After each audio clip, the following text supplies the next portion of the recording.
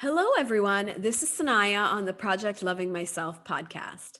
If this is your first time listening, welcome to the show and do check out the other episodes on the podcast. And if you're a regular listener, thank you for coming back again. It is really my pleasure to connect with you week after week, talking about these different topics on self love, well being, and self discovery. I know that I learn a lot, and I love the fact that I can share all of this with all of you. Now, on June 2nd, 2019, Jelly Victor, my friend, student, and client, invited me to guest on the Eavesdrop podcast with Francesca Tobias, Delamar Arias, and their producer, Jude Rocha. It was the first time I had ever guested on a podcast, and I absolutely loved the energy on the show. I went on to their amazing podcast two more times, and every time the feedback and the response that I got from their listeners was so inspiring. Their listeners would come in and see me for healing sessions, and it really opened the door for me to see how many people need something like this right now. And so today, I've invited them to guest on an episode of Project Loving Myself because my entry into the world of podcasting started with them. And I can't think of who I would love to celebrate this more than with the Eavesdrop gang. In a way, it's like coming full circle. I was a guest with them, and today I get to share their thoughts about and experiences with well-being and self-love with all of you. Now, a little bit about our guests. Jelly Victor is an events, wedding, and TV host, a newscaster, and fitness professional. She's also a theta healer, having been a client and a student for a long time with me now. So she gets it. She gets what I do at the deepest of levels. Del was a DJ of one of the longest running morning shows on FM radio, RX 93.1's The Morning Rush. She's now a mom of three and host of Eavesdrop, along with Francesca Tobias, who has had an impressive career as an entrepreneur and broadcaster. We got so much juju in this room today. I can't wait to unleash it. So welcome to the Project Loving Myself podcast, Eavesdrop Gang. I'm so excited to welcome you on the show. Hi, Wow. Sanaya. I love it. What an intro. Hi, Sanaya. Hi, ladies. So as I was telling you, I'm really nervous to be interviewing you guys because you're the queens for me, I started there and here I am on the other side. I'm like, what am I going to even ask them? They've asked and talked about everything, but we're still going to have fun on this episode. So I'm really excited to have you guys here. Thank you for having us. Yeah. We're actually nervous too, because, usually we're the ones asking the questions. We get nervous when people start asking us questions. That's true because we're not prepared for it. Yeah. And it's interesting to hear people describe or introduce us. We're usually the ones doing it. Yeah, I completely hear you because every time I'm on the other side and then I switch over, it's like you have to adjust, whether you're the interviewee or the person being interviewed. But I'm really happy to have the three of you as my guests because honestly, your podcast has covered so many relevant issues and the kind of topics you've talked about, the guests you've had. I just feel like between the three of you, you have so much knowledge and you kind of you have the pulse of what's going on out there. And I think that that's why, this is going to be a really interesting conversation between all of us. So let me start with asking you, how did you guys actually come together? Because what I see about, the Eves gang is you have this amazing energy, this great vibe. It's almost like the magic, when they say you have chemistry between people and, you were usually talking about relationships, but between the three of you plus, Jude, there's this amazing chemistry. And I think that's what people really connect to. So what do you think is responsible for that? How did you guys get that? Okay, we're all silent because we never even knew we had that chemistry. We've mentioned it many times in the pod that we were not really friends who were hanging out in the beginning. So we never thought we would get into a podcast together. And so how did it happen? How did you come together from, these different places? Well, I guess the common ground was we all came from radio, and then we basically missed talking one to each other, and then just like, sometimes you have, well, I mean, coming from radio, you have this need to kind of just connect, right? Voice your opinion, tell stories. I think for me personally, that was it. I really miss telling stories to people, and engaging with them. But anyway, I talked to Jude. It was a thing that I wanted to do, and I said, Jude, can you come? Because he was the only one that I knew that would possibly be able to produce something like this. Because I had no idea how to start a podcast, zero, but I just knew, like, I want to do it. It's fun. Like, people were starting to, get into it. And I think, obviously, since we don't have radio, there's another platform. So I asked him, and then it kind of lulled for a bit. I think we also talked about this. I got, I stopped myself from actually, doing it because of all the things that I thought, oh, I don't know how to do it. I can't do it. I don't know how to do it. I can't do it. So it just didn't happen. And until one wonderful drunken night, we all got together. We bullied Jelly, and we had fun doing it. And we said, oh, this is going to be nice. So I don't know. You know what? I need to ask Del and Jelly, like, how did we actually say, okay, let's sit down and record? I don't remember. Del. First of all, I just want to add, there's always a drunken night, in every like beautiful story. Yeah. Right? Amazing. Cheers.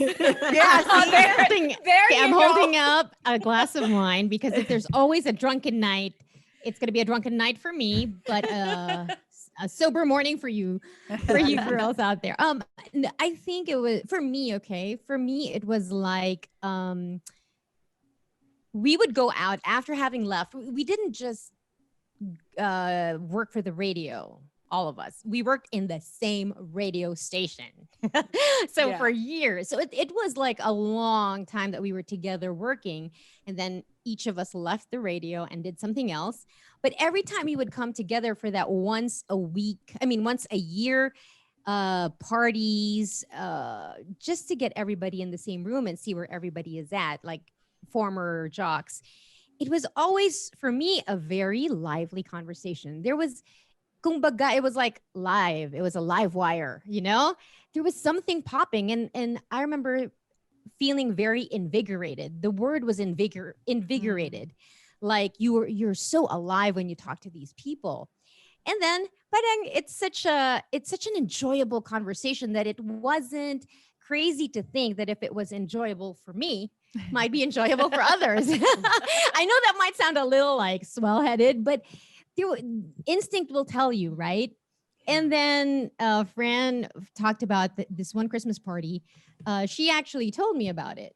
Before, she would just say, hey, let's do a podcast. And it would be the end of that. Yeah. But that night, after we bullied Jelly because she was at the crossroad in her love life, which is also something that happens in great stories. Yes. Somebody's at a crossroads. Yeah, somebody's at a crossroad. A few days or weeks later, Fran had said, hey, guys, we're going to do the podcast. And then that's when we just decided, when are you available? So that's kind of how it happened. I mean, it was so unplanned that none of us had great microphones. Yes. None of us had nothing. It was just really a project, a labor of love to try it out. I was just happy to be included. I was surprised. I'm like, are they really messaging me? Hold on. Who else is part of this chat group? Hey, it's really me. I'm like, okay, I'm going to go just to make sure they didn't make a mistake. And I don't know why you're surprised, because your kid's ninang is Fran. Yeah, I'm the one who's the odd man out. Yeah. Tingnan mo, Jelly. Oh, look at you taking that na naman. But then, Sanaya, how it really, the moment that we kind of figured, oh my gosh, this is really going to work, was when we recorded separately, and then Jude stitched it all together, and he made kind of like this teaser, and it sounded so amazing. And we're like, oh my God, we sound so good, guys. But we had forgotten how, So vanity, in other words, can get a podcast started. Right? But oh my gosh. Well, why not? I mean, there are worse reasons, right, to get started. That's true. Yeah. So Jude really put it all together, and he still does. I mean, that is why we're still I was going to say on the air, but like doing the podcast. Right. But what do you think though? Do you think it was kind of something that was meant to happen? Or do you think that if you didn't initiate things or push it, that it wouldn't have happened? And so the question I'm really asking you is kind of like destiny versus design. I mean, like, do you believe that sometimes these magical things just come together and something special happens? Or do you really believe it's the effort we make and, it's the choices and decisions that bring us to create something really remarkable? What do you think about that? That's a good question. Okay, I'll probably say because we were being led there. Like I said earlier, we didn't used to hang out. It was only after I left radio that I started to hang out with Fran or Monica. We say the names interchangeably. We're referring to the same person. Yeah, I was intimidated by these two ladies because they're top-notch broadcasters. They've been on radio forever. Del, stop making faces. Wait, so you see why I'm nervous? I feel you, Sadaya. Don't worry. I feel the same way every single time we have to do a recording. Like I go into theta before our recording. I kid you not. Till now, grabe. Yes. Is that why your camera is off in the beginning? Yes. You think I'm just Crazy. doing makeup, but it's really that. But Jelly, I do the same thing. Before any interview that I do on the Yeah. podcast, I go up to theta. Like I did it with Yeah. you girls, right? Like I Right. just need to kind of orient myself and be my best sort of, in my best energy. But And yeah. and you blast the recording with love. Aw. I notice it always, it really does work. So back to my story, I think we were already sort of planting the seed prior to coming up with the pod. Like I said, I was hanging out with Fran, and then slowly after that I found myself hanging out with Del. There were a couple of times that the three of us got together even before the pod, and that has never happened while we were on radio. So I think it's like we were paving the way for this podcast to come together. I really believe in that. I believe that you kind of also have some sort of seed that gets sort of nurtured and then out blooms this beautiful flower. But Francesca, you were about to say something. No, I just feel like it's a little bit of both. I mean, I strongly believe in destiny. I believe things really happen for a reason and there's timing for everything. But I also feel that we do take the reins in our own hands and make things work and make it happen. It's the decision-making process. It's that choice. Like I had a choice, like, am I going to pursue this with these people that might say no to me or who might not want to commit to this, but I'll choose to try anyway, or I'll choose the yes path instead. So I feel like it's a little bit of both. I think Del had something to say. I think for me, it's you intuit it.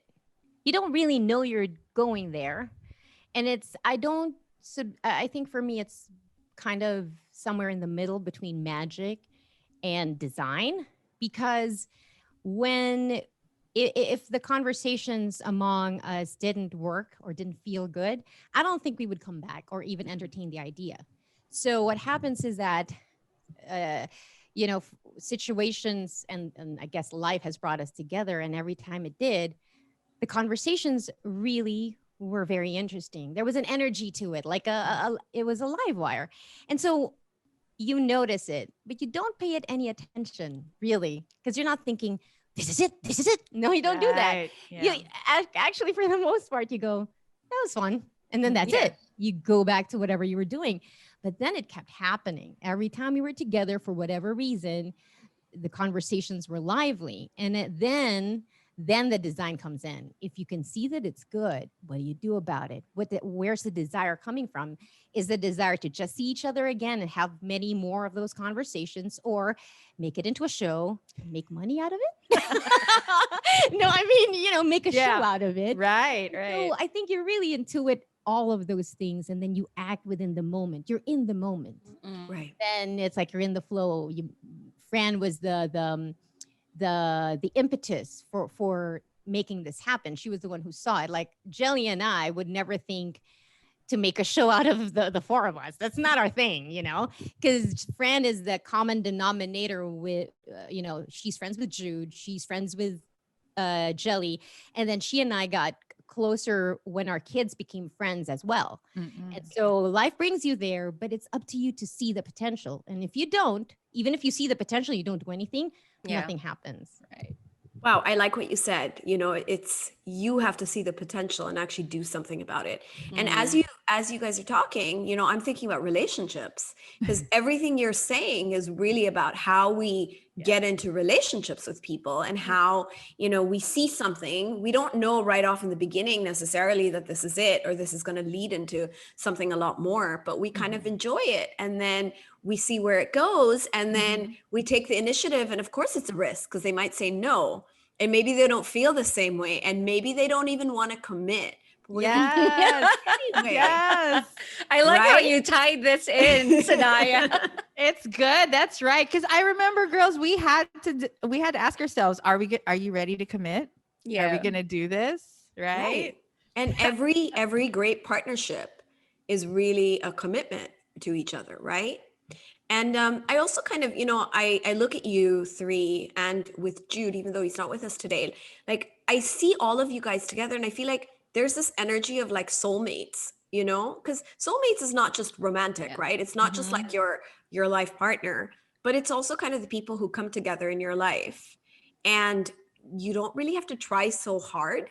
They just kind of, like you're magnetically sort of attracted to each other. You could be like in separate corners of the world, but something. And we are. Right? I mean, Dell is just, in a different country and different time zone, and you guys still manage to make this work so well. And I think that when that magnetic energy brings people together, and we kind of allow it to, we recognize it, we see the potential, and we go with it, we flow, as Dell said, then I think something really beautiful happens from there. Right. And I mean, you guys are Spotify exclusives. You've been doing podcasting when it was still very new in the Philippines. Like I remember when I came on your show, I was listening to podcasts, but none of them were local. I mean, they were all podcasts from, other countries, and they were great. And when I heard that there was something going on here, to me, it was like, wow, this is, this is really interesting. I want to get in on this. This is kind of cool. Of course, I never thought I would actually have my own podcast. I mean, that was just a completely different, totally unexpected. But I love how the three of you really came all into this. And I think that's why you have such a great response from your listeners. I mean, I see all the different stories you post, and even just my own experience with your show, like people really connect with Eavesdrop, with the gang. And I've had so many people come in for healing sessions, as I mentioned earlier. And I love that they're really looking for something more. So it feels like your listeners reflect you as well. So in your listeners, I see a lot of what comes from you guys. And so I think as you three are moving forward in your own spaces, you're kind of taking everyone else with you, which is kind of really cool. Oh, that's kind of cool. We like that. Right? We're taking them for a ride. You're taking them for an amazing ride. Buckle up. It's going to be a bumpy one. You got the crazies on, in the driver's seat. I don't know. But, I think that is everything that, what we want to happen. I mean, why do we let ourselves be vulnerable on the podcast is just to share and to make people feel less alone, and that's great. If that's what's happening, I think that is. That's great. I think also sometimes people need to know that what they're feeling is okay. Yeah. Yes. And I think you do that, you really validate those feelings for people. I think it's unanimous. All of our listeners have stated that what they love about the show is that it is relatable. We talk and tell our stories, and the listeners realize they're not alone. they're not alone in their experiences. They're not alone in their feelings. So, especially with how it's been the last few months and everyone's kind of feeling isolated, when they listen to the pod, they feel like they're actually with friends who are going through exactly the same thing they are. And it kind of lightens the load for them. And they don't realize it lightens the load for us too. Yeah. When we hear listeners say, I know how you feel, or like, yay, we're not the only ones as well. So it's a gain for both parties. I think there's an equity that we had all separately built when we were doing radio. There was a relationship we had separately with our listeners. Yes. And we connect with them. We take care of them while they're listening to the show and make them feel they belong. That's a radio show. And at least that's how we approached it. And so when we've moved on into the life stages, we all became mothers and we had partners and et cetera, et cetera. We all had to leave the job for some reason or another. And then having thought of, let's do this, let's do a podcast together. When people learned that we were doing a show together, there was already that equity of trust, of maybe trust, maybe they like us. And so when they listened, it was a new stage. They were getting to know the four of us in a very different way, in a very real way. And it's not always pretty. And the things we admit to ourselves and to each other is very brave, I think. I think a lot of times after we do a recording, Jelly and I are beside ourselves because like, what did we say? And why did we say that? Can we have that taken out? But we realize that it's the honesty in the conversations. The currency that keep things going to and fro in the podcast is the trust. You trust these people will hold you safe. Yeah. You trust that these people will keep the sense of belonging present, even as you're going through something ugly or you're not being your best self, that they'll be there, that they will accept you, that they'll understand that maybe it was just a phase and then we'll get back to okay. And it has happened, especially with the pandemic. We're all going through crazy stuff. And so that builds a new layer of relating to our listeners. And I think they're very excited to know that we're not dead, at least, not dead on air, that they can still access us in another way. And this time it's so gritty, it's raw, and it's real. Unfiltered. Right. And so what that sounds like also, Del, is you've created this very healing space for your listeners, like you're allowing them to just be who themselves as you guys, bear all, you're just showing your truth and allowing them to experience theirs, which I think is really relevant to today. And another thing that kind of comes to mind as you were talking is that, right now with social media and everyone's trying to put on the face of like the version of themselves that makes them look really good. And then of course we all know that something else is going on deep down inside with the pandemic with a lot of us, So I think that the honesty is something we need so much right now, and I think people need to feel heard and listened to. They need to feel acknowledged for like their reality, like what they're really, really going through. And I see that with Project Loving Myself as well, is that people relate to things that we don't normally talk about, with our families or even sometimes with our friends, because we're afraid to be judged by them. And I think that, podcasting and radio just opens this space. It's almost like a sacred space, it's a space where no one's going to say anything about you and you can just kind of be. And I think that, I feel so inspired and encouraged by that. And I definitely thank you guys, for sort of showing me that view, as I'm sure you're doing for a lot of your listeners. Now, I know that each one of you have had your own experiences with well-being, with, your personal, maybe mental health sort of journeys. Can you tell me a little bit more of what, your experience has been like, whether it's through the pandemic or through your journey to getting to where you are today? Because I think, people look at you as three very strong women, successful women who are role models. Okay. And I think that as much as that's true, I'm sure you've been through your own trials and challenges that have brought you here. So tell me a little bit more about that. Okay, so who wants to start? And where do we start? Yun ang tanong. That's really the question, Sanaya. Like we all want to attack this question, but we just don't know, where do we start? Where do we Okay, where did we actually begin needing some kind of healing? Isn't that a lifelong activity? Yeah, true. But that's the thing, right, Del? I think a lot of people don't recognize that they need healing. For me, that's the issue. Yeah. And a lot of people see a mess in their lives, but they don't understand that does not need to be there, or that's not actually, something you have to live with. It's not the status quo. It's not normal. Right. Yeah. But it's become like normal, right? It's normal that my life is this way. I mean, before I got into healing, I was just like, oh, my life is amazing. And then I went to see a healer and I'm like, wait a minute. Okay, now I just see my life in a completely different way. And I recognize that I don't have such a great relationship with my parents. And I don't really, have a lot of great self-esteem, even though people think I'm super confident. And, the outside mirror of what's really going on is not always in sync, So You're right. that's what I really want to get from the three of you is that what did you see and realize that you didn't have to have things be like this, that you could actually, change it or work through it?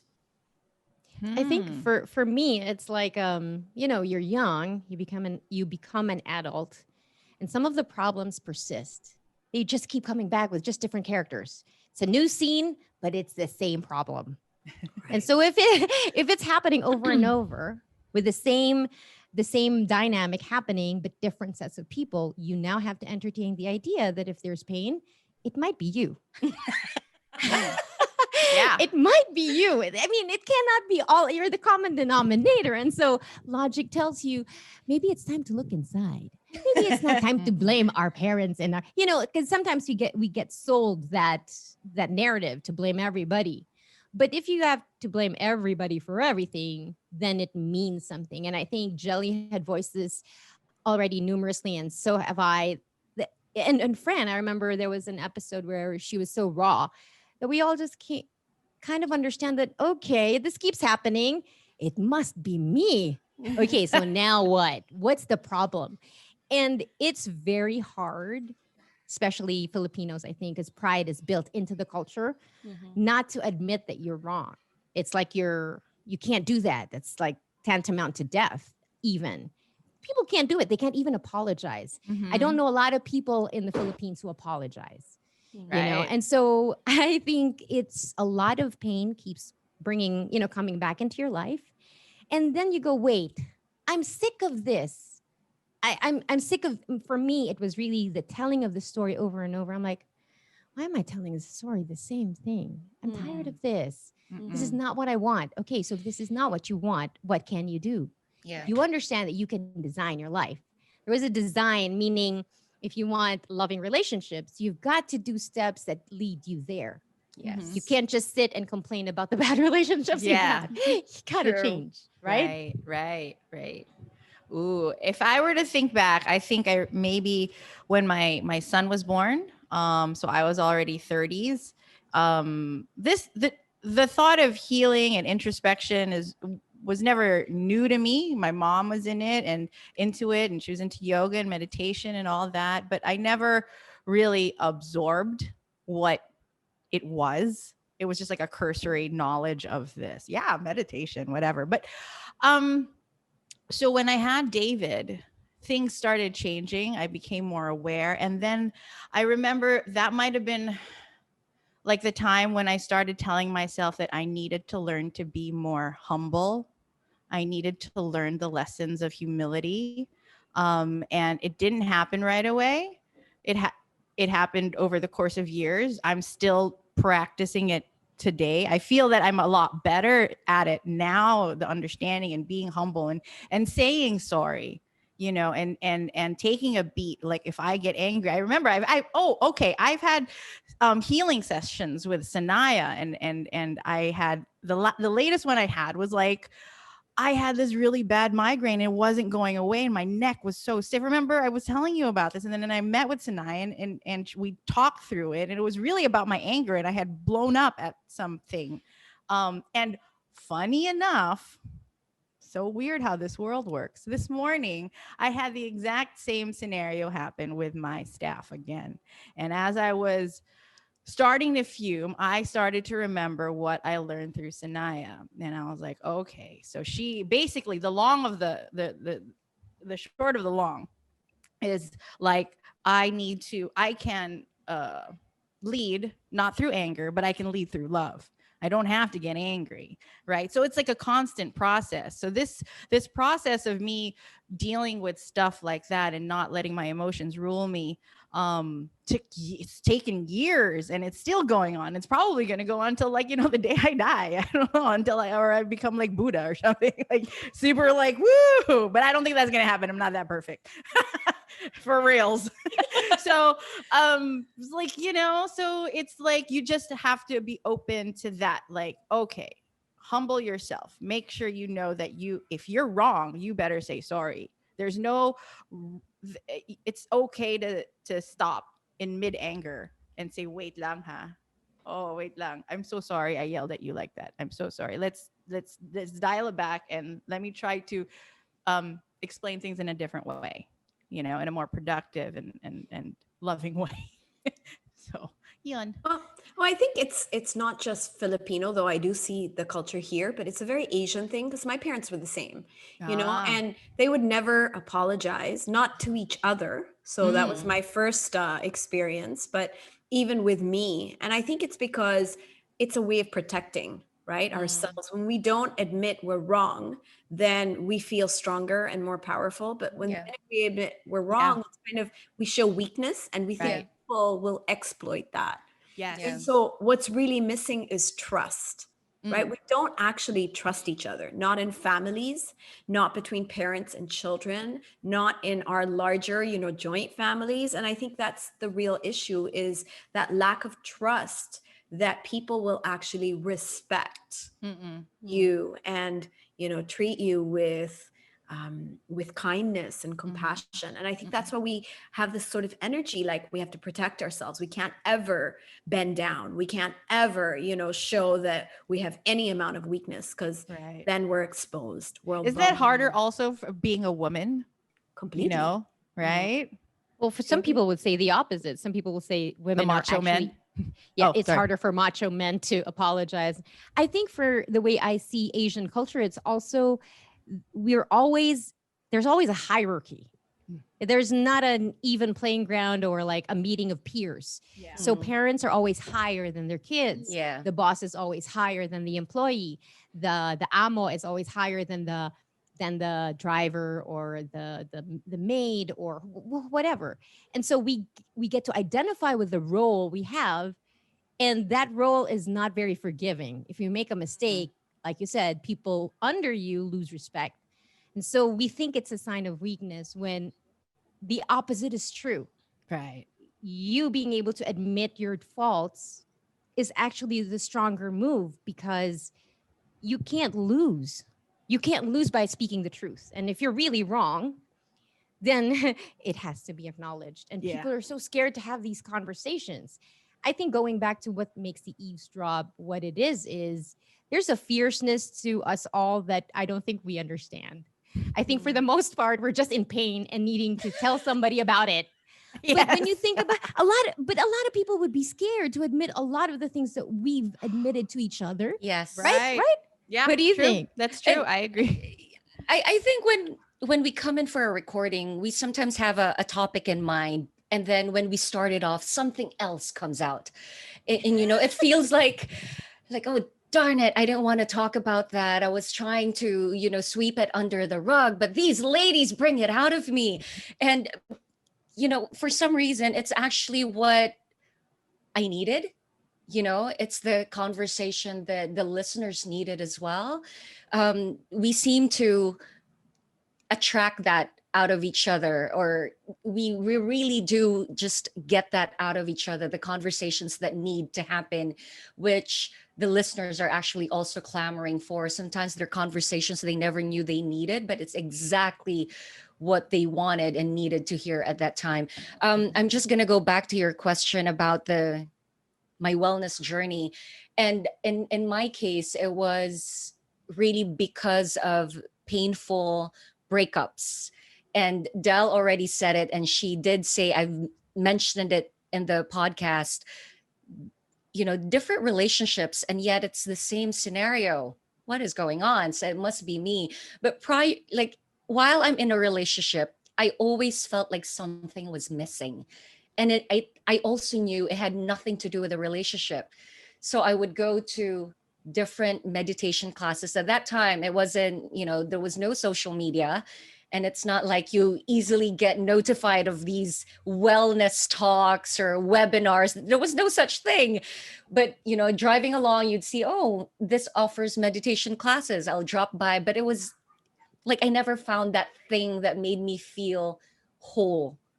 I always felt like there was something missing. And then the biggest breakup for me was what led me to theta healing, and then the numerous classes after that. And I realized, even though it was breakups, it were relationships and breakups were what led me to the healing, but that wasn't really what needed to get healed.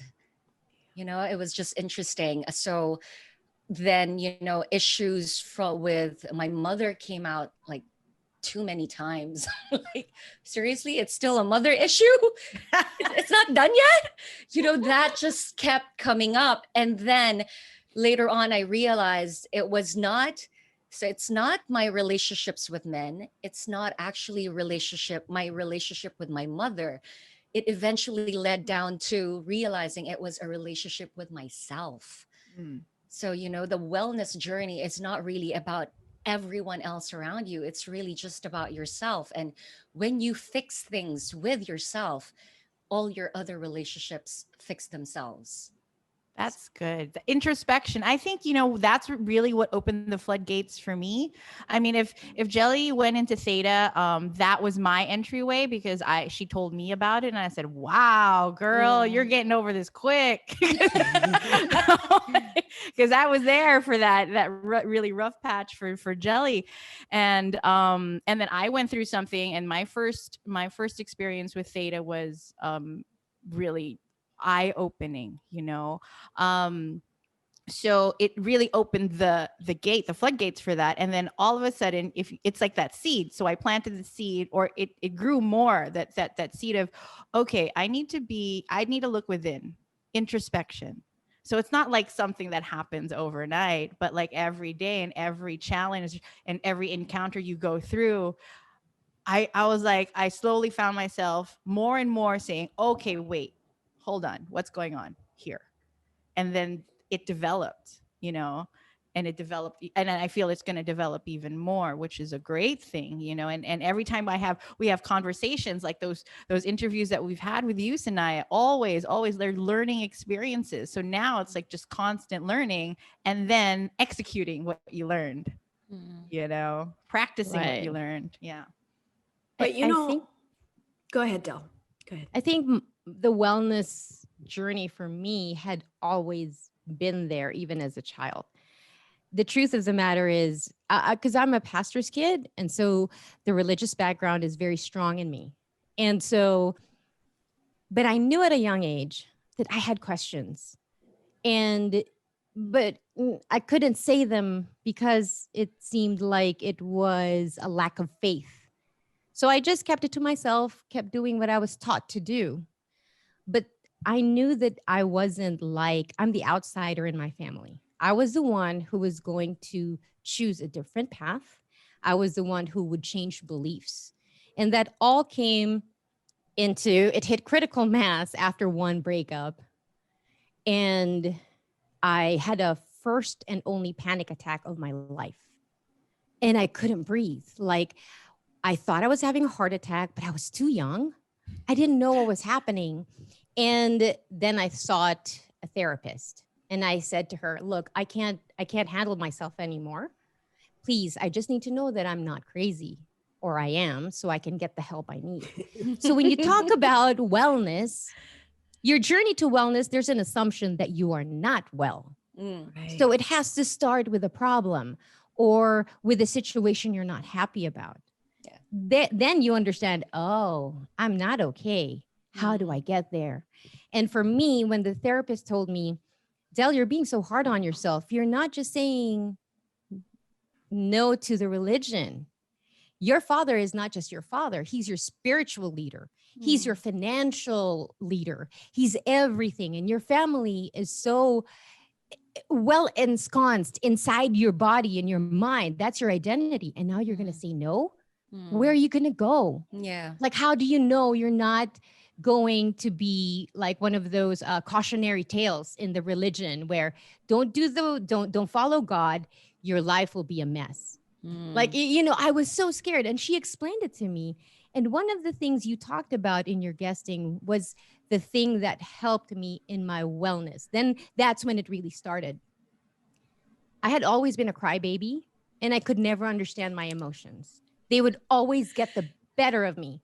Like, to the extent that if all of my siblings were all eating or having fun, all conversations devolve into me being a crybaby. And that's the ending of the conversation. It's okay because it was true. But then I was like, why is that the only thing being talked about? Yeah. Why did I cry? Where did those tears come from? And so now I understood that I have to look within. And then the breakups, and then you go out into the world and you start dealing with people, and that's when you see, oh, this is not good. The interaction doesn't land well. Some do, but most don't. So what am I doing wrong?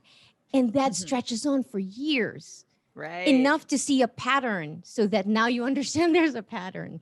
So for everybody listening to your podcast, if you're feeling bad and you're not quite getting why, just let it play out. It will find you. It'll find you. You will be made aware. Yes. Oh, yes. You will be notified. And if you don't hear the message, if you don't get that notification the first time, oh, trust me, it will remind you again until you actually take notice. And Like that Harry over- Potter. Yeah, like that Harry Potter acceptance letter for him. Remember when Harry went to the island and it one kept letter? coming? Yes, exactly. and it will go on until you listen, Yeah. it's not going And take to action. stop. Yeah. And that's true, so that's really what I'm getting from what all three of you are saying is, look for the pattern. And that's really what I believe in, because there's always a pattern. Yep. And the pattern will show up in every area of your life. It'll show up at work. It'll show up at your relationship with your parents, your siblings. It will show up with maybe your relationship. It will show up everywhere until it's just too much and you're going to have to do something about it. Right. Yeah. And it's unfortunate, it's unfortunate that we don't listen until things get too bad. And I'm That's guilty true. of that. Sometimes, I'm so busy and I know something's up, but I'm, I don't want to hear that little nagging voice, but eventually you have to listen. And it's you talking, right? It's you talking from the inside because something is wrong. And yes, we have to see it play out in our relationships and see it play out in maybe even our health, our mental health, our physical health. But I think that's the beauty of it as well, is that we know when it's time to get help, and we know when it's gotten so bad that we have to do something about it. And I think that when we start doing something about it, we start to actually get to know ourselves better. We go on that journey of self-discovery, and it leads us to places, I think, to highs that we would have never experienced if we didn't take that first step. Right? Yeah. Completely agree. Definitely. So in a nutshell, if you had to give advice to my listeners, okay, what would you say to them about life, mental health, and well-being? Like, what is probably the most important advice you received or you would take from your experiences that you think could help other people maybe have a better time of it, or, have some kind of a shortcut, get through it better? What would you say? I think for me is speak the truth. It cannot start with a lie. The lies bring you problems, and you step what do you call that? You kind of avoid certain things. You know, you don't want to Evade. go through them. Yeah, you evade you evade and avoid. That's your tactic, Yeah. right? But once the truth is spoken, it's not just truth being spoken. There's a next step, like what do you do now? Right. And that's really what sets you off. And for a lot of us, the first step you take towards wellness might not work, but you got to keep trying. It's like looking for a therapist. Mhm. The best therapist for you is not always the first one you meet. It's the same for doctors, for the kind of yoga you practice, for the Right. restaurant, right? Yes. So if you fail at the beginning, just keep speaking the truth. And one of the most dangerous things I think that keeps us from being well is our ability to lie to ourselves. Yeah. We like to lie. We don't know that we're doing it, but we do lie to ourselves, right? And so I think it has to start with speaking the truth and being brave. You Mhm. cannot equip yourself if you don't know what the real state of things are. And that's the truth. So once you acknowledge it, just keep at it and at every single point in your life. You know, we talked about soulmates. Soulmates can also be people who are your worst enemies because they will teach you the lesson, because something triggers you when you're in front of these people. Mhm. And you can't understand. Like, I remember the first time I had that yucky feeling as a child was jealousy. It was the first time it touched my life. My sister was in college and she got a job teaching French to a Japanese family who worked for ADB. And so she was getting paid 250 pesos an hour, which in the 80s was big money. Mhm. And she would come home with stories about the eldest girl named Yuri because she was so quick when my sister taught her. And then every time my sister would come home, it was all about Yuri. Started to get to me like and I remember telling myself, what's happening? There's like a pebble in my shoe Mhm. and I hate this feeling. I don't want it. What's happening? So I started to speak the truth. What's going on? Okay, so am I angry at Yuri or am I angry at my sister? I kept at it. And then it revealed itself finally. You're jealous of your sister giving somebody else the attention because you're now threatened. Because she was a goddess to me. My sister was like my leader. I will follow her everywhere. And so when I acknowledge that to myself, I go, oh, you're jealous. And then I went, well, it's still uncomfortable, but at least I know what's going on. Yeah. And then I never really addressed it to my sister. I knew it was my problem. I mean, it was me. It was something that arose in me because it was a threat to what I thought I had. Even to this day, I've never spoken about that to my sister. Actually, now that we brought it up, I might message her later. I was gonna say there's a reason why this one came up as an example for you, Del.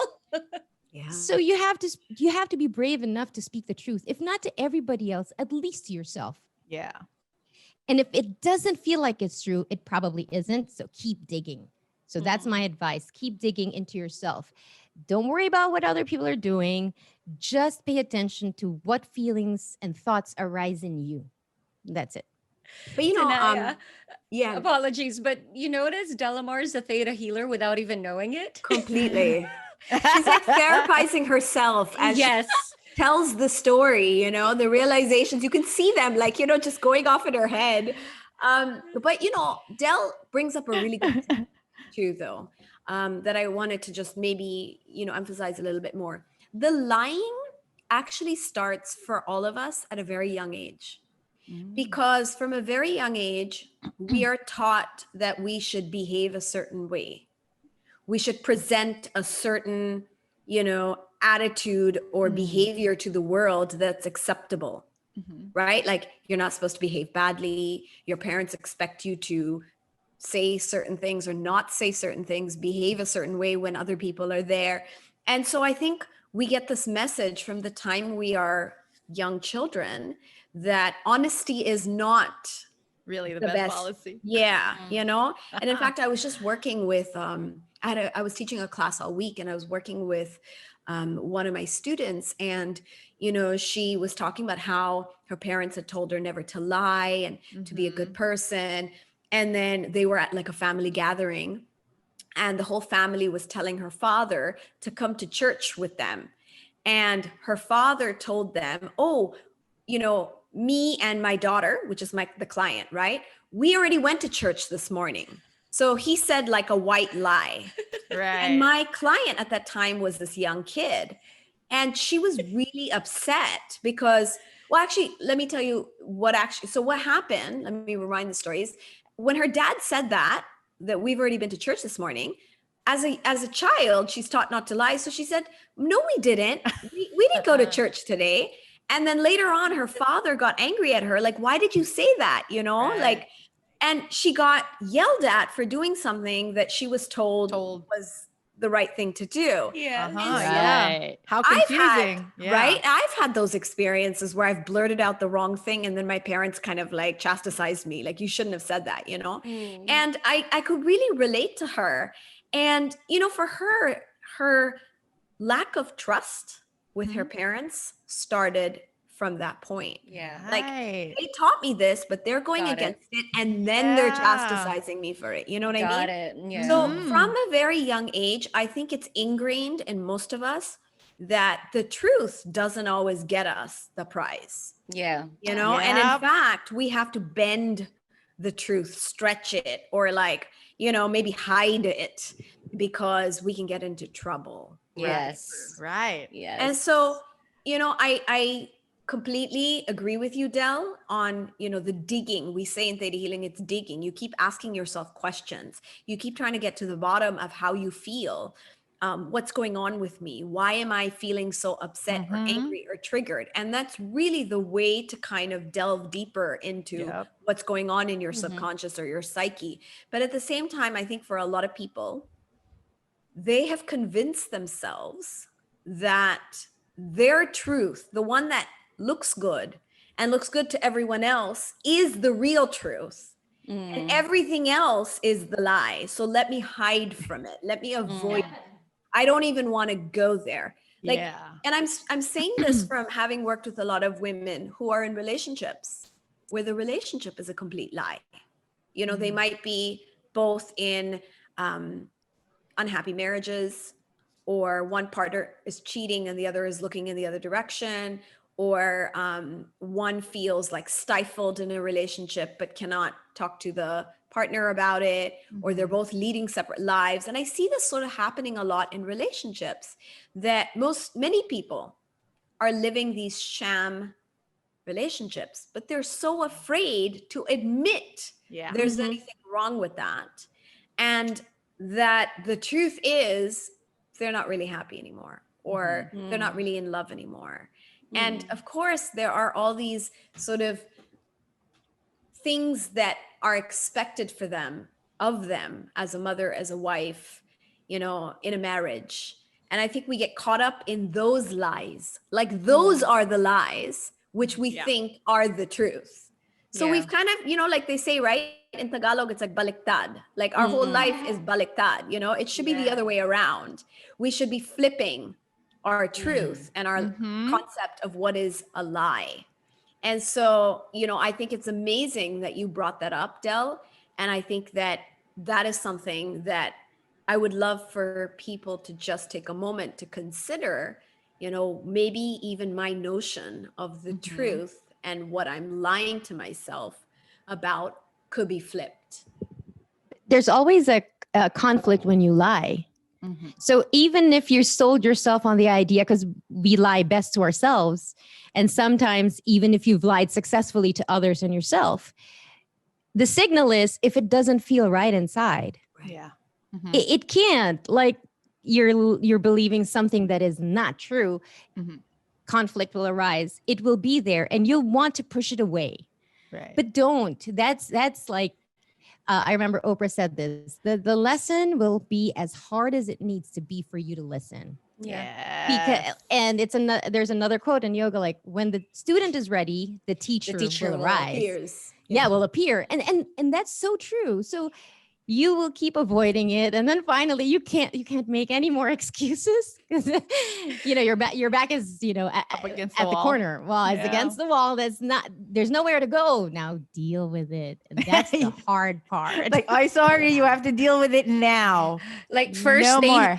the universe throws you a pebble for you to take notice. If you ignore it, it will throw you a rock. Then a boulder. Next thing you know, it's a whole wall. And And then then next thing you know, you're in the bathroom crying in the shower. Kala ko Or may you're- mountain. or you're Kasi in a I've done that. podcast. It's like, or you're in a podcast, crying. Yeah. I hear you. Oh my gosh. But- Oh my But gosh. I also think, when people have their back against the wall and there's nowhere else to go, there are two other responses that show up. One is depression or anxiety, severe anxiety, like debilitating anxiety. And those are just excuses to not confront or deal with Ah, the truth. yeah. Yeah. So for anyone out there that is going through depression or, really debilitating severe anxiety, I would also look at that as, you had your back against the wall and it got too difficult. And so, the depression came in, so you don't have to deal with it. So what is it that you were hiding from? What is it that you were afraid to kind of confront and deal with? Right, right. And it's so hard, right? So then that's where the courage comes in. Courage to reach out for help, or courage to dig deeper and say, oh, I'm going to face my fears no matter what. But I mean, I know it's easy to say, but very, very, very difficult to do, Absolutely. Yeah. Ah, wow. And it's not Instagrammable. And it's not. Don't look good on the feed, yo. No. It's gonna It's not. ruin your curated feed. Can I just add, Sanaya, because we started talking about how you said it would usually manifest as either depression or debilitating severe anxiety. I recently took a workshop on, I've been taking a series of workshops on nutrition, and this one was particularly dealing with hormones and food cravings and all that. And I found it very interesting because the lecturer shared that hormones are not the problem. Everyone's always blaming that, oh, it's a surge of hormones. Your hormones are just making you go nuts. The instructor said it has nothing to do with the hormones. Your hormones are merely messengers of what's going on in your body.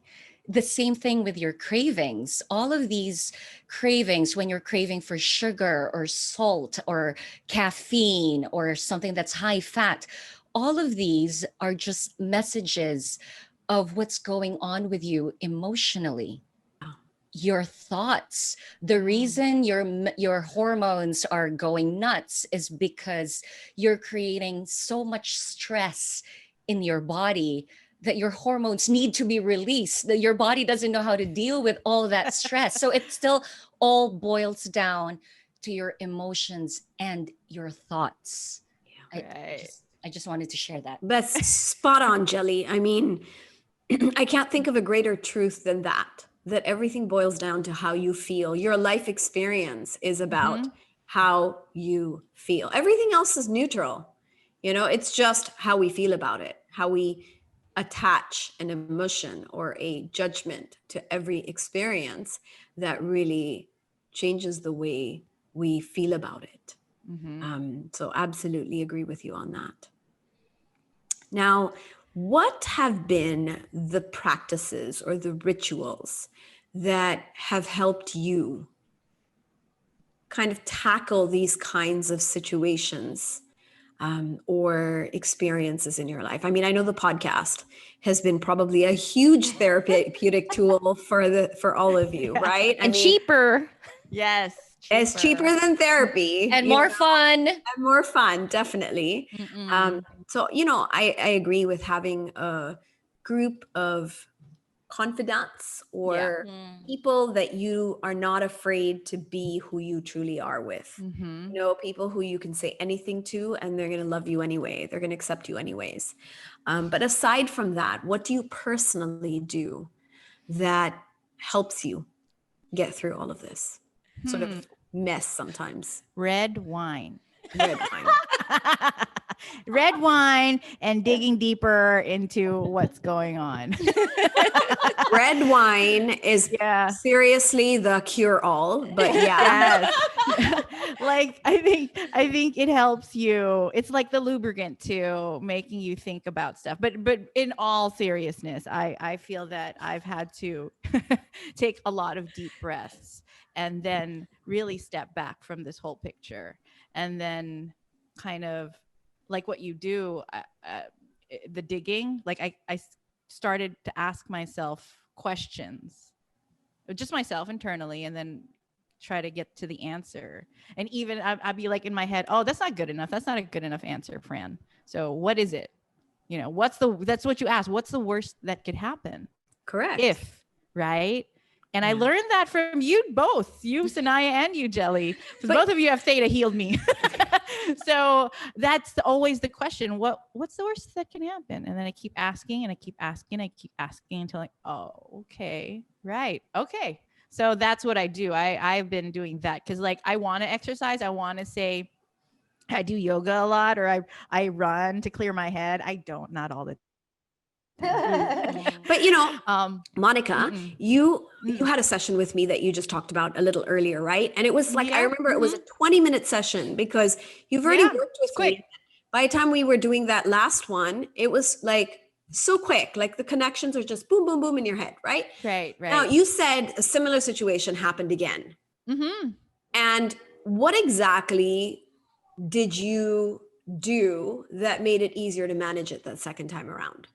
Oh, okay. So I like physically, like actually, like what made it easier? Because I know the first time you couldn't like obviously deal with it in a way that you would have been happy with. But the second time around, where a very similar situation had happened, and you've already gone through some healing, how did you see that sort of help or manifest in a way that was better? I really stopped mid sentence or mid conversation. Like I didn't say anything. I said, and I took a deep breath. And then I visualized what we talked about and the visualization that we had after the therapy. Because you had asked me, what do you see now, like after all this, and how you could have done something different or how you would have handled it. I visualized that. It was just like a maybe 30-40 second pause. I paused. And that really helped center me. I don't know what I did, like, you know, step by step in my mind, but I know I took a physical stop. Stop. And then I went on. And then I said, okay, this is what I need to do. This is how it's supposed to be done. And the conversation ended wonderfully. I'm like, okay, I think we both got our points across. Yeah. And I mean, me and the purchasing head. So it went well. So Amazing. that's what I mean by breathing. Like I just stopped. Because you know, sometimes when you're all cylinders are going, there's no stopping that train. So you just got to pull the brakes. Yeah. And that's, I think, really incredible advice, because when we're in the middle of a heated situation, that's the most difficult thing to do is to stop. But that's what it takes. Yeah. There's a soundtrack. It's the Spice Girls singing to friends. Stop right there. Thank you very much. See? Sanaya, could you tell we all knew exactly what was going to come up? The hand with the hand movements. I know. Oh, goodness. Oh my. Amazing. Okay, so how about you, Jelly? What practices or rituals? Well, I'm trying to bring back what has saved me all those years, which was fitness. But for some reason, it's like the universe is telling me, no, you can't just sweep this one out.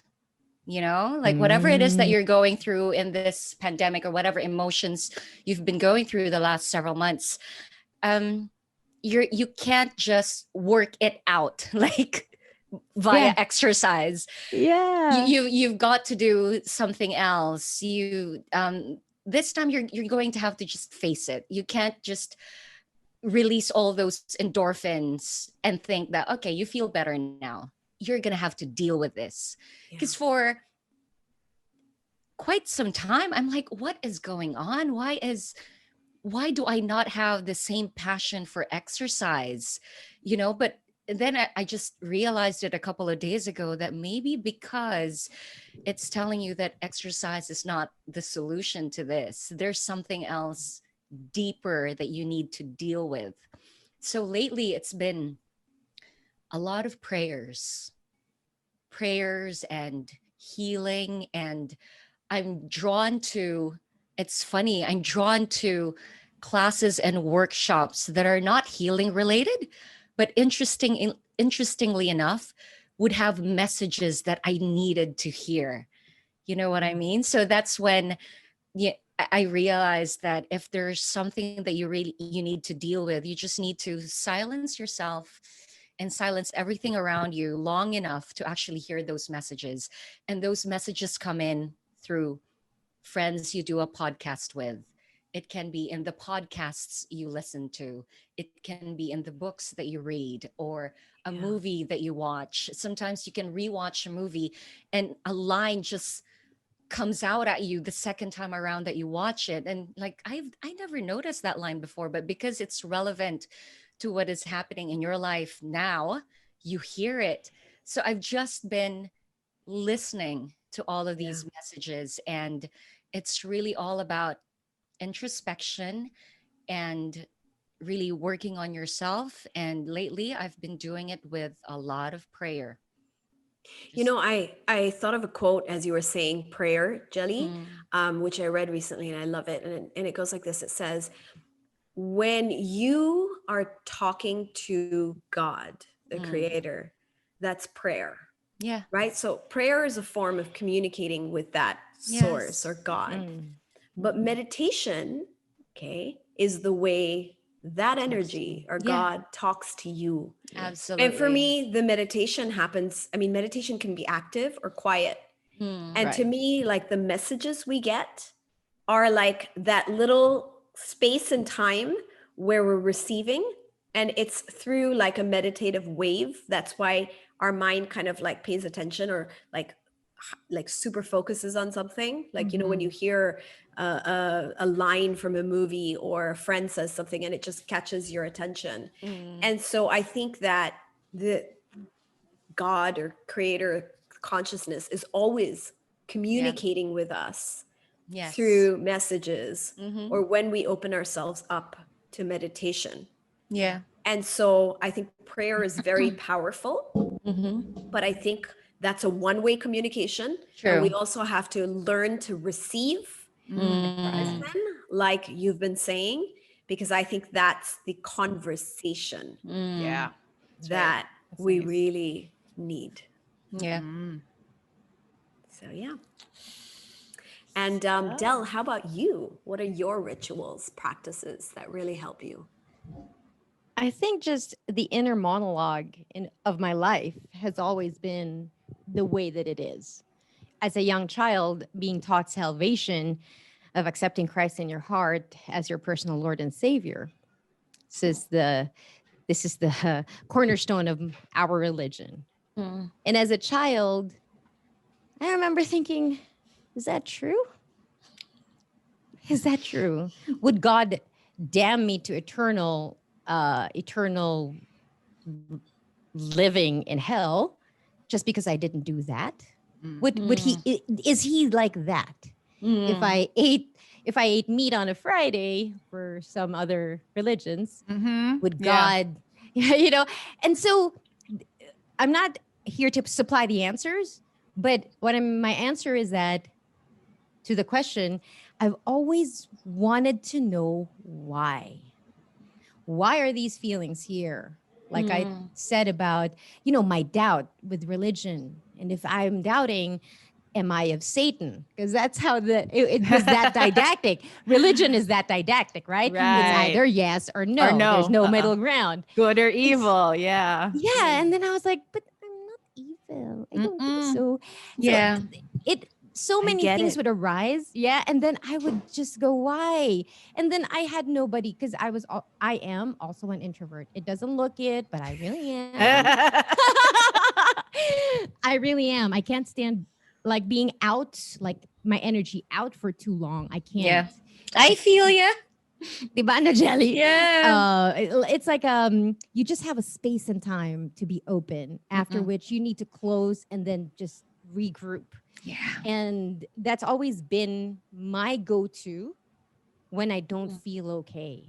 And sometimes it can be something minor, but a lot of it, like lately, so I did a lot of talking to myself. And if it doesn't work, it appears physically. There's a knot somewhere in my back. And so I find myself wanting to go back to yoga. And I only did it after my birthday. I said, okay, I'm going to do it. Finally, let's do this. And once I got back in, well, it's a moving meditation. So who was it staring back at me? Myself. How I dealt, my relationship to discomfort, my relationship to not achieving the pose, my relationship to doing well. What do I say in the middle of a pose? Like those things become very, I'm very entertained. And so I don't need any Netflix at this point because there's just so much to, I really am not a person who gets bored because there's Same. always something that I need to learn. And tuning in is the way that I help myself get to the bottom of things. Like if I don't feel okay. So there are four of us, right? So Jude, Fran, Jelly, and I. And the narrative I tell myself is that they don't like me. And they probably just invited me because I'm Delamar. She's available. She's not doing anything. So, and that's the story I tell myself. Oh my God. And a single facial expression, I'm like, oh no, they don't like what I said. Oh, girl. Yeah, I thought Jelly was bad. God damn. Oh no. I just handle it better. I mean, on the outside, I just don't say it. But because I realize I can't trust myself. This is an insecurity I have. Okay. Yeah. And so when I don't feel safe with people, I tend to it's like a once bitten, twice as shy. And so I don't go full in. I just stay here. But when and I noticed that about me, the people whom I feel so safe with, things just flow out of me without thinking, what will they do with this information? What will they say about me? How will they judge me? And so when that confronts me when we're doing the podcast, I don't blame them. I'm really asking, why do you feel you're not likable? Did you say something wrong? Did you say a right thing in a wrong way? Did you say the wrong thing in a right? Yung mga ganon. There are so many things happening in my head. But the self-talking, the meditation, the yoga, all of these things have to deal with looking within. And that's really for me the comfort and the sanctuary I find in life. And I find this also when I'm parenting. I engage with my children, but there's a time when I go, I have to step back and listen to my thoughts and process this. Yeah. And it's been the lifesaver of my life, really. And when I come to blows with whoever in life, then I know, you're going through something. What you feeling there, Del? And then now I'm aware of also one of the things that I think a neglected child has to struggle with the rest of their lives is minimizing your feelings, because you don't want to hurt the people who really neglected you. They might not have neglected you intentionally, but it's just the way that it played out. So what happens to the hurt? You can't minimize that, because minimizing the hurt is just you minimizing yourself. Yeah. Oh, it's okay. They spoke badly. They talked to me in a bad way. It's okay. Maybe I was very angry that time, or maybe I deserved it. Yes, maybe I deserved it. Maybe this is really me not being likable. That's a thing that inhabits me. It's inside of me. And I struggle. And my husband told me one time, well, how do you know they don't like you? Maybe they do. That's why that's a good question. Now the wheels are turning. Yeah. So, but then that was the best question. Like, okay, how do I know? I jumped to that conclusion, but how do I know I was even right?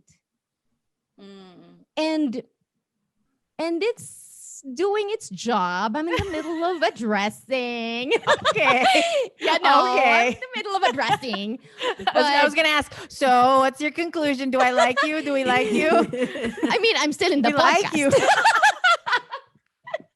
No, but it's those things, and Yeah. it's saying it out loud sounds so silly. And like, Right. really? But it's No, but those But- thoughts are always so silly until you know. say it out loud, and then Yeah. it's as if in a comic book they're hanging in the air in a bubble, Right. and you can really examine what you just vomited out there, and or fully acknowledge to yourself. So to answer your question, it's always like an inner look, to look within and to ask questions.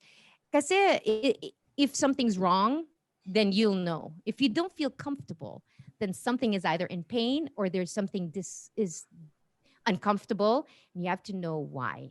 And that's it. Del, I'm gonna be the theta healer right now and step right into this. You left it open for me, so I'm gonna go in.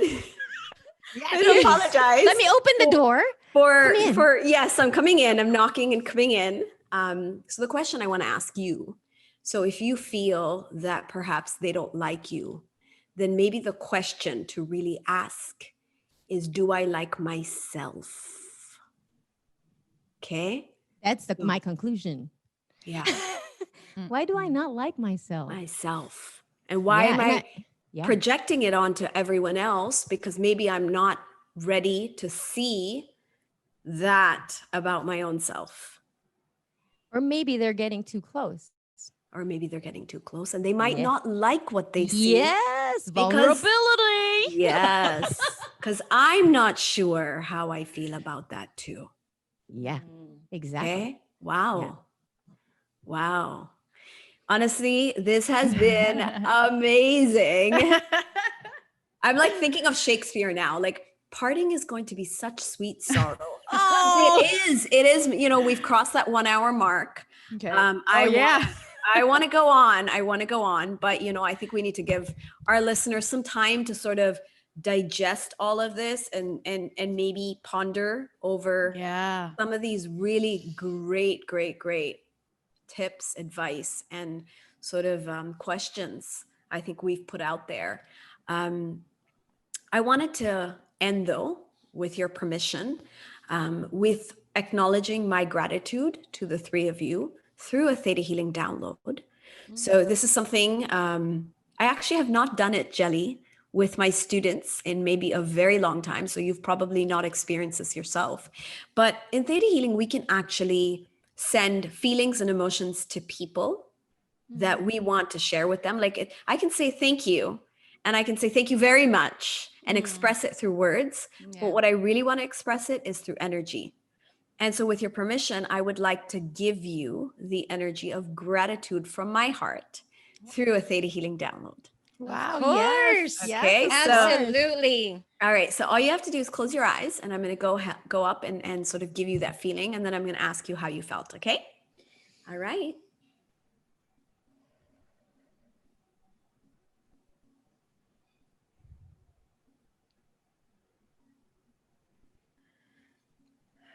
So I'm going to go ahead and download this energy of gratitude from me to all of you for this beautiful energy we've shared and for everything that you've inspired in my own life, as well as everything you've contributed to all the listeners out there who've listened to your podcast and who are listening right now.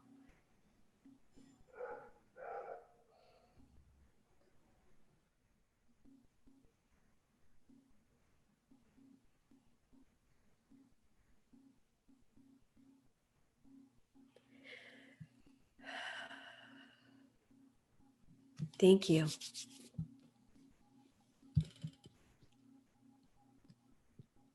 How do you feel? Thank you. I don't know. I feel so giddy. I feel so happy. Yeah, Oy, it was. si Jelly umiyak Jelly. na. We Oh, love she's you, Jelly. crying. We love you. We love you so much. Come back on camera, Jelly. Pero Come maganda yung, back. maganda yung profile picture mo. I know, hot. That was so nice. Uh, Thank you, Sanaya. Thank you Thank so you. much. Thank you all. Seriously, it's been really, I think, a cathartic experience for each one of us, which I know, every episode of yours is. So I really acknowledge you for that. Now, before we go, can you tell our listeners a little bit about your podcast? I know that you have lots of listeners, but I think a lot more people should tune in. So do let them know how to follow you and a little bit more about the podcast. Okay, well, it's the Eves podcast on social media. You can find us there on IG and on Facebook and on Twitter, Eves Podcast. And then we're exclusively on Spotify. I think that's what it is. You kind of chilled me out. I feel so chill right now, Sanaya. I was like, woo.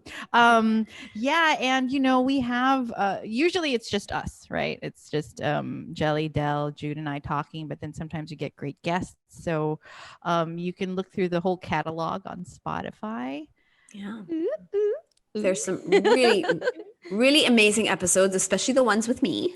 No, Yeah. Absolutely. Naya, it really Yeah. you started us on this path. I mean, when you guested on the show that first time, it was just like, when are we going to get her again? You Yeah. know? And thank you so much for guesting again and again. No, honestly, it opened up, I think, a lot for me as well, to really, reach more people and not to be afraid to do that. So It's a like how pleasure we to be. started. You asked us about how our podcast started, and it's exactly like that with you. You had a great time guesting, Yeah. and then you just followed that intuition, and here you are. You're gonna talk. You're talking to great guests. Can I be a fly on the wall? Oh, and you are welcome anytime.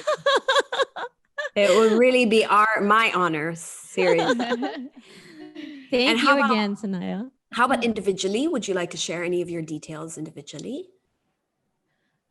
So yeah. you can find me on Instagram.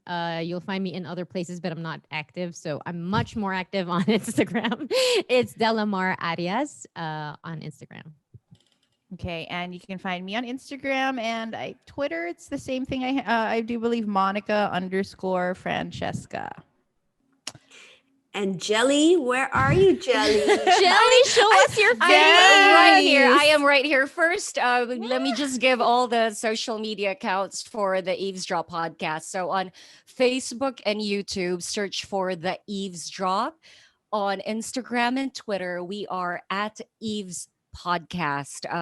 Just like Francesca said, we are exclusively on Spotify. We highly recommend you follow the social media accounts because that's where we announce, the new episodes are out and what it's about. And then you can easily just find it on Spotify. And we highly recommend that you also binge listen to the episodes Sanaya's been on, because to this day, even though, like you mentioned, June 2nd in 2019 was when you first guested, and that we still get responses from that That's true. episode. Yeah. They would see it in other people's stories and they're like, oh, like, let me give it a listen. Right, And then right. like, whoa, it spoke to them. Imagine that was in 2019, like 2019. when we were just starting out, and we still get messages about it. People Yep. are sometimes they re-listen to it because Yeah. they hear, like, they have new realizations when they listen. For my personal account, just at Jelly Victor, that's Instagram. That's really the only one that I'm active in as well. The others, I mostly just Instagram for me. There. Where's your We're- face? We're not comfortable plugging ourselves, can you tell? I know. We're very uncomfortable. We're I like, know. You guys all looked like shocked. Like, what happened here? so not used to it kasi. Because we also know that we're coming on as Eve's podcast. So we're like, really? Personally, like, you want to know about me, not as Yes. part of Eve's podcast? Yeah, like every one Yes. of you, I mean, you each have this really strong voice. And I think it is Eve's, but it's also every single one of you have a very different and unique point of view and perspective. Wow. Oh yeah. Thank you. Thank you, Thanks, Sanaya. It's like we Thank don't you. want we don't want it to end. We When don't are we want gonna it to let's But we schedule need it to. again. Let's schedule it again. For sure. Okay. Absolutely. When you can drink again. That's right. That's way too far ahead. Yeah. 2021. Awesome. Nikai. Hi. Hi. Okay. I know we went like really over time, but it was so hard to stop. No worries. I didn't want it to end also. So Have an hour limit, Sanaya? You know what? My episodes used to be like an hour and a half or Mhm. like an hour and 20. And so I realized it's just too long. So I'm really trying to keep it Oh. in the 1 hour mark. Okay. But you do like part twos, I've noticed, for some of your So, episodes. sometimes. We did that once with Amanda, Griffin, Jacob, and it Yeah. really split the audience. Oh. Like our audience, like what would have been all listens on one, really Mhm. it's split. So Yeah. I definitely learned that was probably not a way to go. Mm-mm, Okay. mm-mm. Yeah. How your episodes are generally an hour, right? An Mostly hour, Now- an hour and a half. hour and a half sometimes. Now it's just about 60 to 90 minutes, but before prior to going exclusive on Spotify, we went on and on and on, and Jude hated it. Mm-mm. No, but now but sometimes like this, we do have conversations that we just let it go and run its yeah. course, and it's okay. Yeah, and I think when it's like 4 of us, it could run for a while. But I think when Yeah. it's 2 people talking, like Right. really an hour True.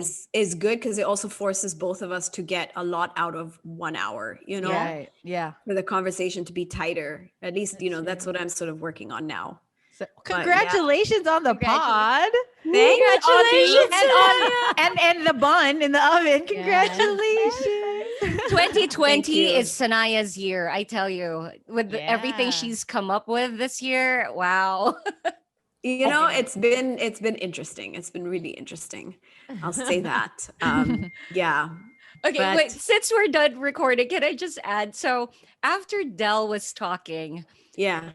I was about to say, Sanaya, from your theta healing point of view, I wanted to throw it back to you. So it's a good thing when you brought it up.